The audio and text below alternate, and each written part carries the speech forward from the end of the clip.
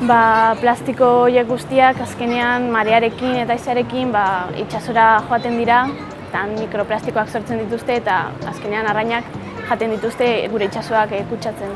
Azkenen eskolan asko hitz egiten da honi buruz eta kontzientziatu gaituzte batez ere gazte hori hau kentzeko edo gutxitzeko eta azkenen badakigu zer den holako gauzak ikustea.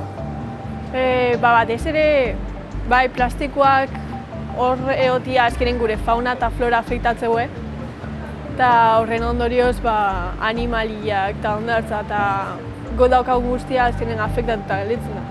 Gu surfistak garenez, zikinkeri asko ikuste dugu hondartzan eta uretan.